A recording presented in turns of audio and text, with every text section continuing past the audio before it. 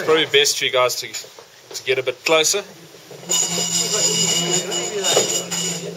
Put in the chair. How you feeling, bro? No, this is no website. No, it's fine. Actually, my boss was away. At least my face isn't on it. I wasn't getting orders barked at me all day, so People can't see behind.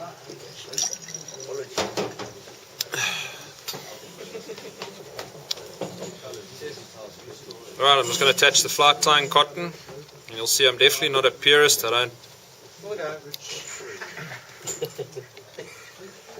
cheat. That's what happens when you commercially tie. You get your flies done as quickly, but still to a very high standard. And I tie actually everything myself. I don't have people who work with me, so I don't do high volume, but I've specialized in high quality, and that's really what's done my business well over the years.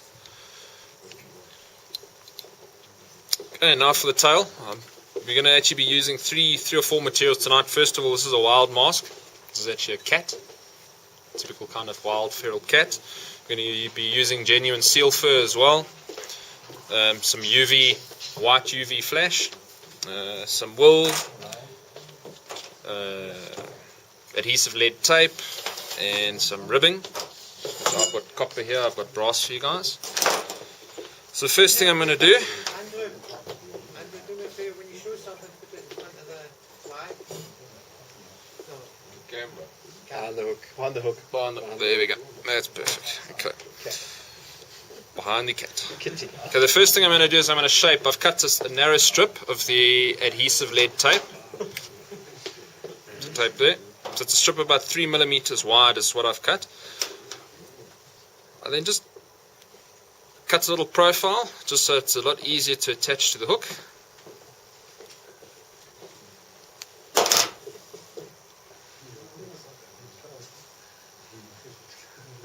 Strip off the backing, which when it's already pre-cut is a nightmare.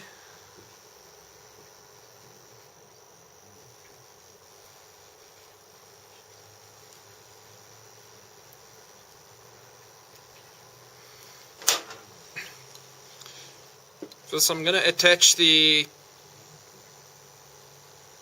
adhesive lead tape basically mid-body.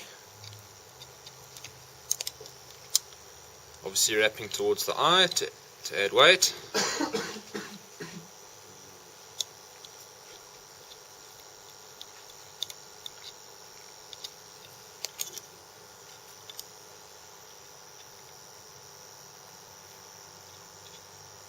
I like to overlap mine on this because it's going to be quite a chunky fly at the end of the evening.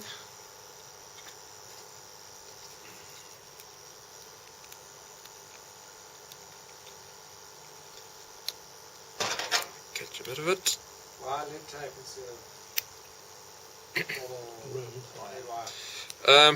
I just prefer it's flatter, so you can actually get a much flatter profile without the little ribs, but it's your personal choice. It doesn't make a difference whether you use the lead wire or you use flat lead tape. I just find I get a lot more use out of the flat lead tape than out of the wire, particularly when you're doing very small nymphs. Because I cut to literally a 0.5 millimeter sliver, which I can then lie along the top of a size 16 or a size 18 long shank hook to do some very small nymphs. With the lead wire, unless you buy the very, very thin lead wire, I find it a bit more difficult with the lead wire than with the flat tape. So, I mean, I tied a lot with the tape that's not even adhesive, just a pure plain lead. This is just a standard thickness that I've got. Let's supply. Okay, so as you can see, I've now got a few little lumps. I'm just going to cover the lead just slightly. Then I'm going to manipulate it that I get a nice flat profile with a pair of my scissors, just to take out the little kinks. Smooth it nice and flat.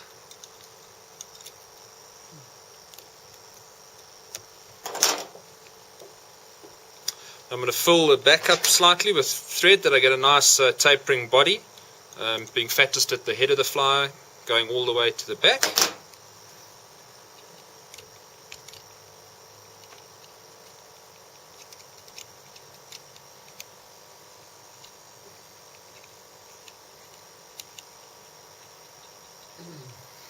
Again, you can weight your flies as you like. This one's going to be quite heavy, which is fine with this material because seal fur is quite buoyant, especially with all the oils.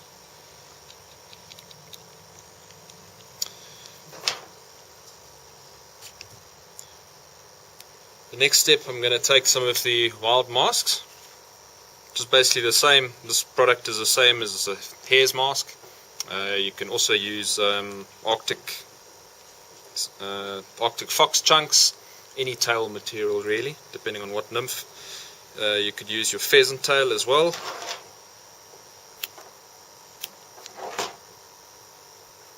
This is a small section that I've clipped out. With this particular hair, it's quite nice. I don't know if you can actually see it. I'm probably going to need some white. You can see there's little... I don't know if you can see it properly. There's little... Bring it a bit closer to the hook shank. Yeah, there we go. Okay. There's little black guard hairs. You can't see it very well. Yeah. You can just see it there, just above the hook. That are slightly longer. That's why I like this particular material. It might be easy if I just pass it around and everyone can see those. Not all fur has it. That's why this particular wild cat has a slightly longer guard hairs.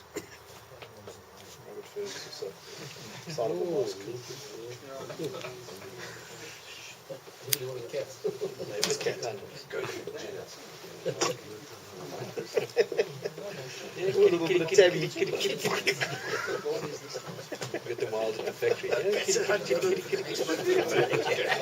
couple of dead pigeon. If you want a free source of dubbing, speak to your local vet and ask them, give them a whole lot of bags, and ask them to, whenever they do the sterilizations or the operations, just to stick the fur into a little bag, and you'll have an endless supply of dubbing in every single color you can imagine, and you can just pre-mix anything and it costs you nothing. Cat belly. As long as you're not allergic to it. I'm allergic to pretty much every fur, so I'm allergic to rabbit makes I struggle. Blow my nose and I sit with a bog roll on my desk. Rabbit is the worst. Rabbit's the worst. Rabbit is the worst. When you're mixing. If I get rabbit, That is horrendous if you're mixing rabbit. Great. So there we go. I've selected a tail.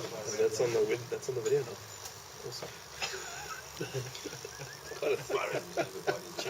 Quite a thick tail.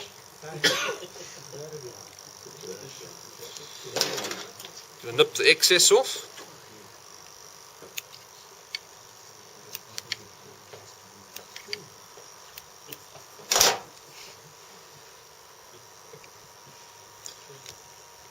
Tie the loose ends down. Oh,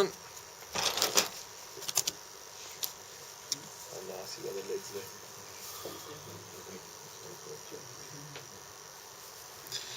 Going to add some white UV. This is slightly different from standard UV. It's got a slight opaque and white color. Most of the UV stuff you get is completely clear, but this actually adds an extra nice dimension to a fly. So I'm adding in about 5 or 6 pieces. So I'm going to add directly on the top of the hook shank.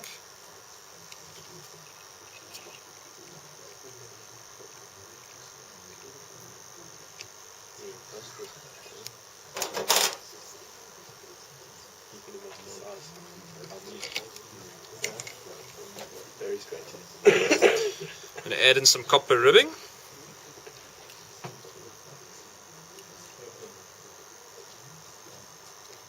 You're adding the copper ribbing on the side. On the side, yeah.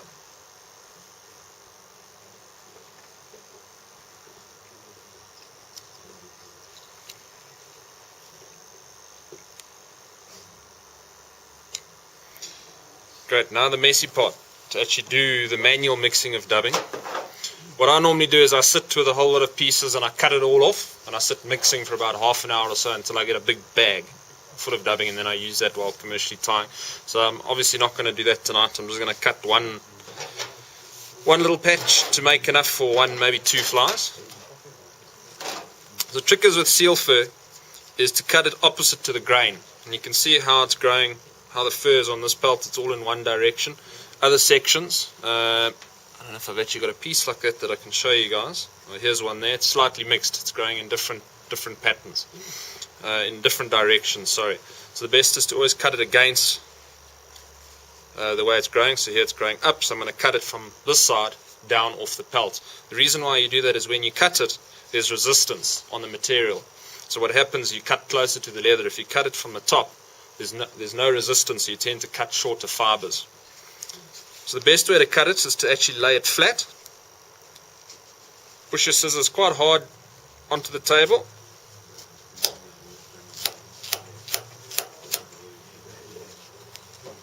And basically cut the dubbing off.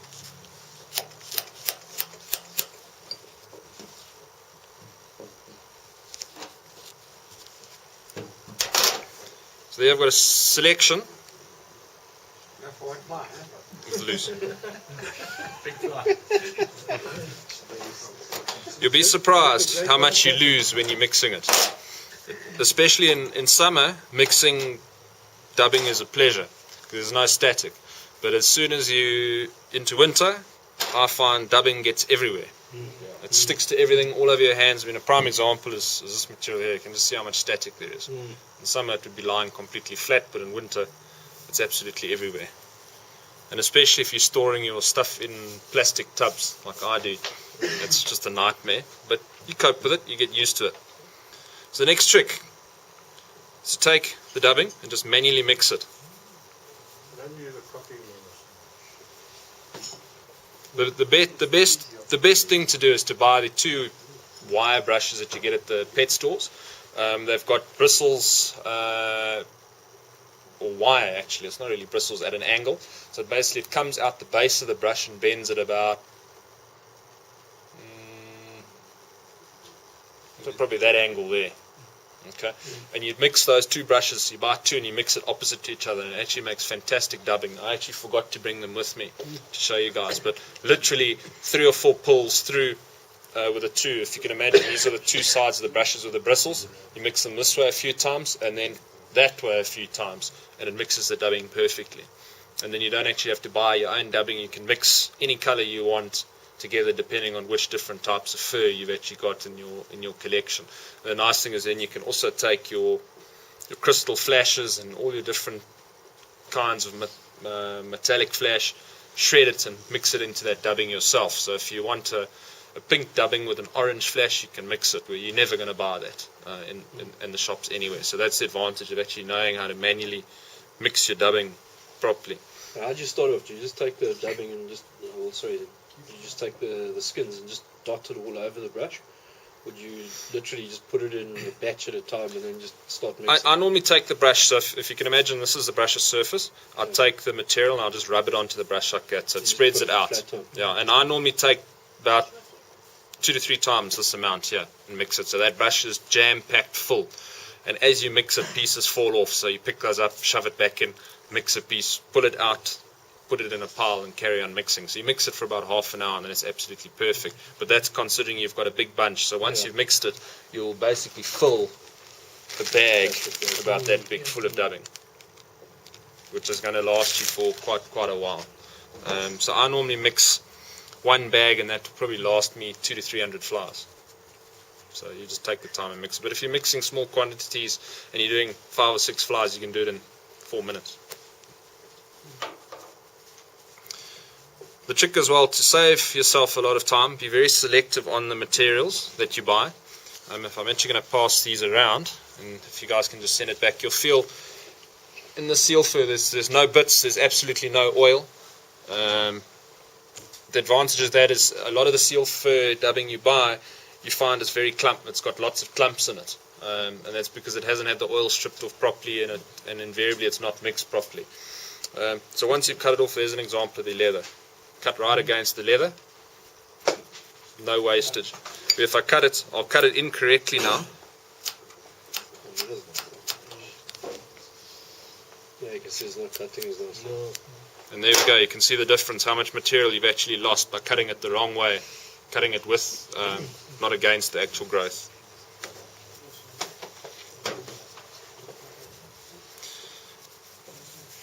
So it's a very simple process, just rolling it in your hand. Is a messy job.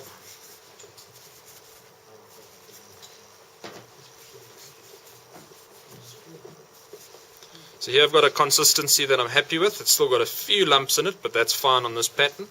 I'm not too worried. It doesn't have to be completely smooth. So now I'm going to mix another dubbing into it. So I'm going to take some of the shorter hair off this mask.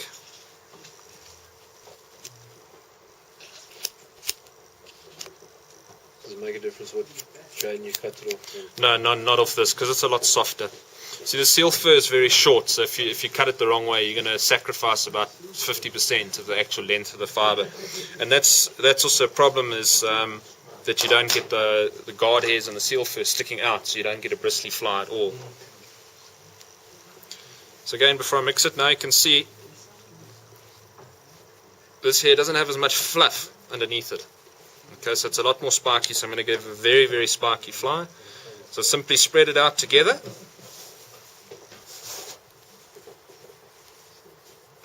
Once I've spread my dubbing, before I start mixing it, I actually roll it. So you get it pretty much evenly mixed and spread throughout the clump of dubbing that you're doing. Then I roll it in my hand again.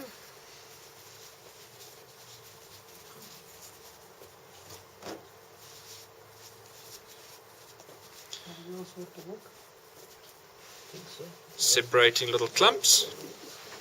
And there we go. There's prepared dubbing.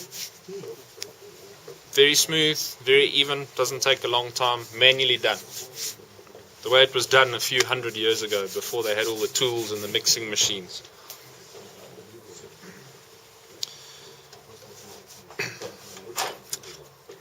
So the next step, I'm going to place dubbing on.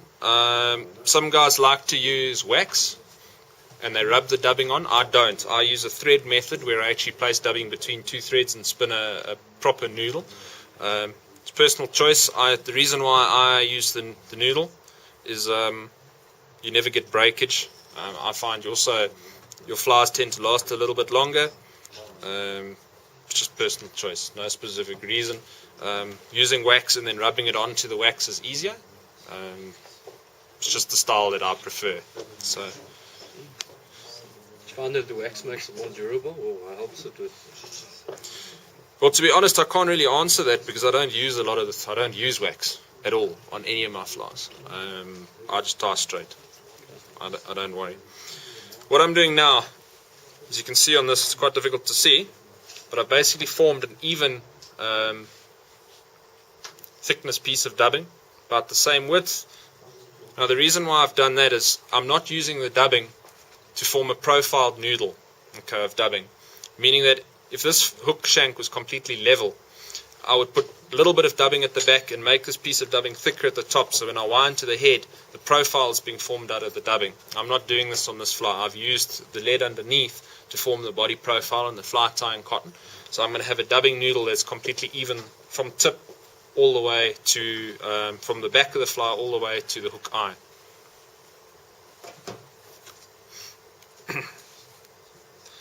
So I'm going to form a loop that I can insert my dubbing into.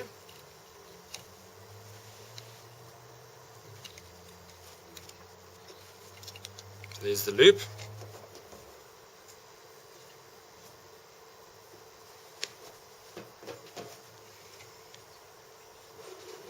Then it's simple. I open the loop, balance the dubbing in between.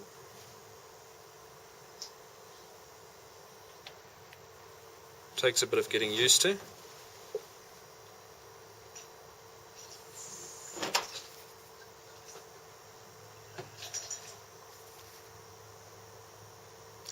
Hackle pliers, grab both ends of the loop that it's easy to spin the dubbing noodle. Let it hang and I'll just let it wind itself up by spinning it slightly. Now seal fur is quite funny, for those of you who use it quite often. As you start spinning it, it forms these little lumps, which is typical. I just smooth those lumps out, I pull out slight little pieces to get it even.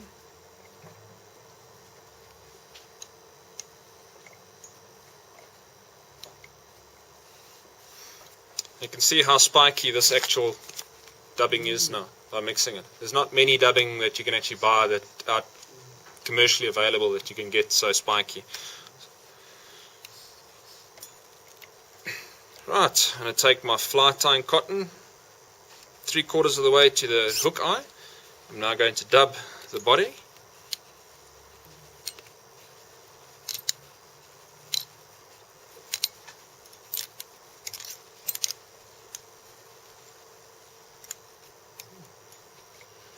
So I've gone 3/4 of the way. I'm going to tie off the dubbing noodle and clip off the excess.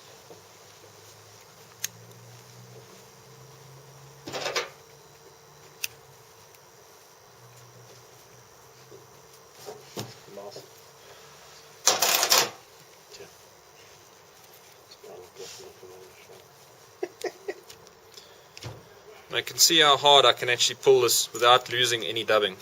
Very, very little. So I'm going to clip just the top of the back. Now the reason why I'm going to do that is because I'm going to bring the UV flash over the top. While I bring it over the top of the fly, I'm going to take the copper ribbing. I'm going to ribbit the flash down.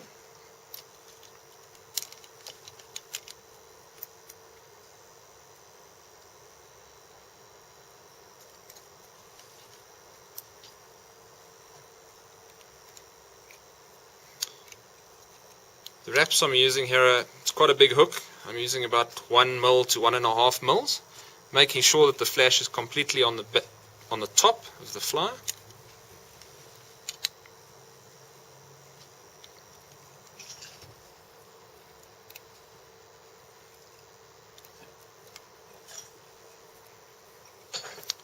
Right, so I'm going to tie off the flash now.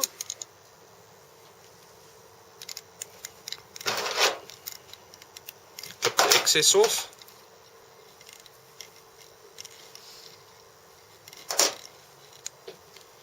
And make sure I trap the ends of the flash so it doesn't come undone. Finish off the ribbing.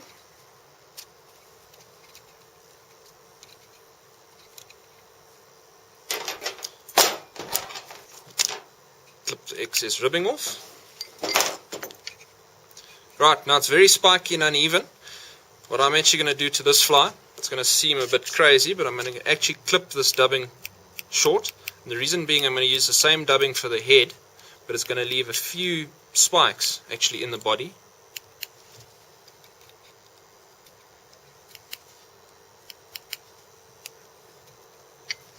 Seems a shame,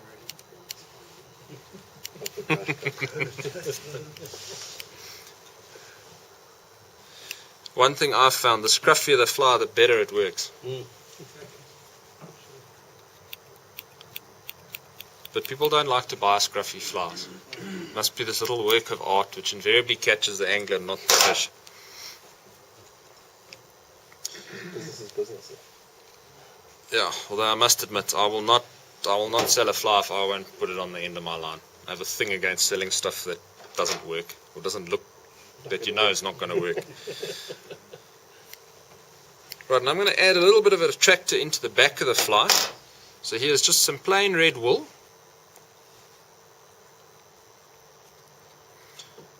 It's quite nice to do this as well if you're sight fishing. For fish in the margins, just makes it a little bit easier to see.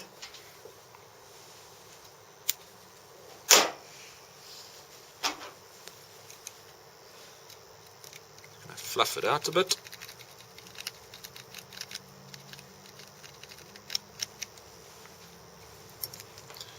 Right, again, tying some more flash. This time I'm going to double or even triple the flash. So I'm going to use about 10 pieces.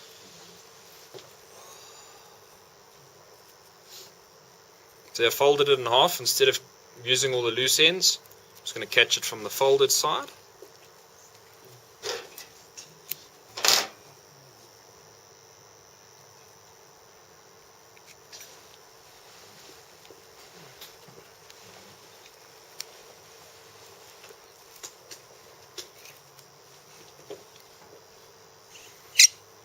Form another dubbing loop.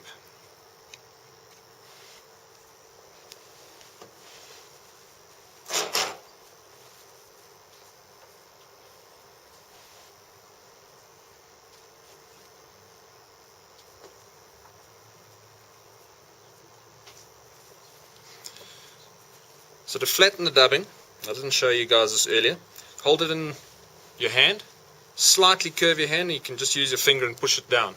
Flattens it nicely, and by wiggling your finger on top of it, it causes the guard hairs to mesh a bit, and it makes it a lot easier than just picking up loose dubbing. So you can see now I can actually pick it up in a piece and it's not falling apart, where if I just purely take the pieces, spread them out in my hand, and I pick it up, I've lost half the dubbing already.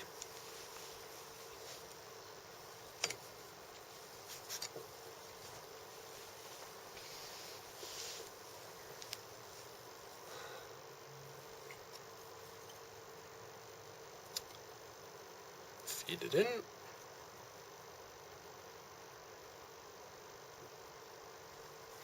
There's a couple of tools that can make your life easier. If you like the Petit tools, there are a couple of tools you can use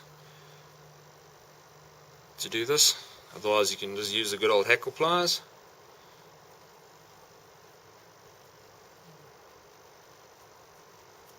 No, I let it go too early.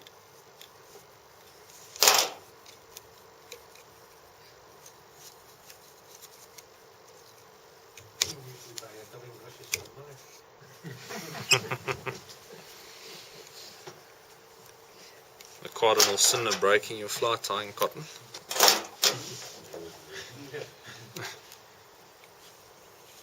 What none of you have probably noticed, I'm not using a standard fly tying cotton either. You're using rope. No, it's actually it's a complete floss. It's a floss cotton.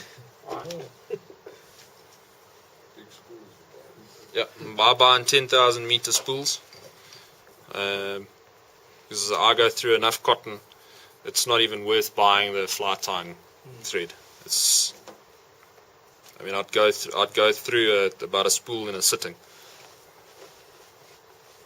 So I've actually got a little machine that I wind onto this. This spool is probably 10 years old. It's so worn out that I've got holes on the inside that the feet of the bobbin holder are virtually rubbing on the side of the spool now. But it's the only spool that I can get about 600-700 meters on, so I don't have to reload it every second or third sitting, so it's quite a pleasure.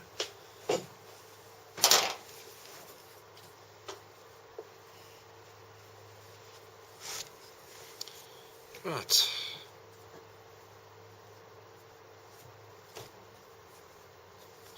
Winding up the dubbing noodle.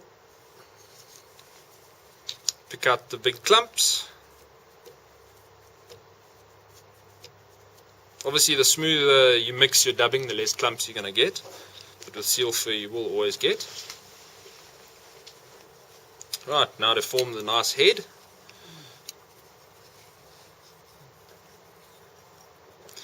With the head, what I do with the seal fur, because it's quite spiky, I actually massage the spikes backwards.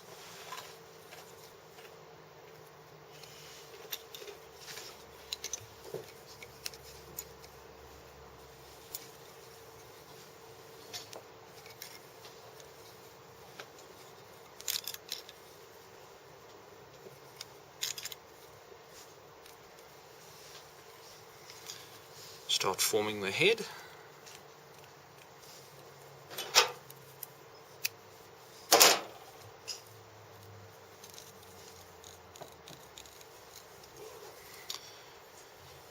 Clip off the little excess bits of seal fur that are now sticking over the hook eye, just so it's nice and clean.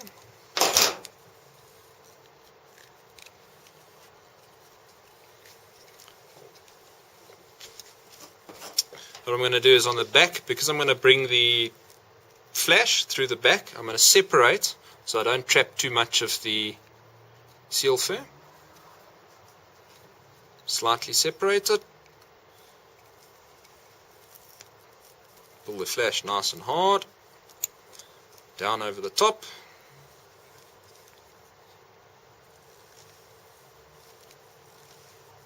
Tighten at the front.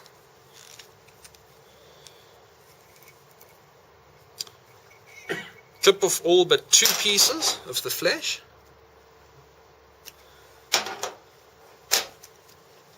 I'm going to separate the flash now into a piece on either side.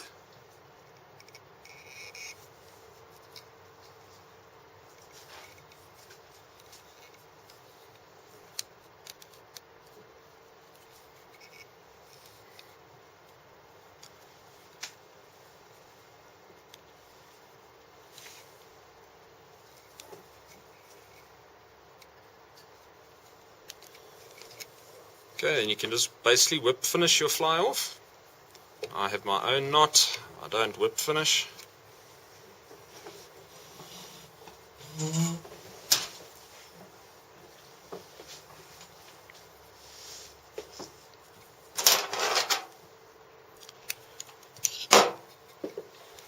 can measure the length, basically the antenna, to whichever length you like. I'm going to do this basically the length of the body.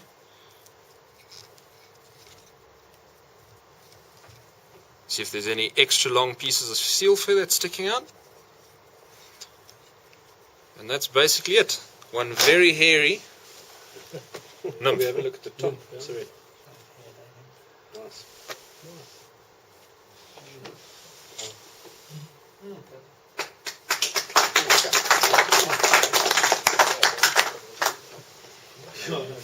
What's it, what have you called this fly? It's a no-name brand. You're welcome to name it. I was going to say. It's a no-name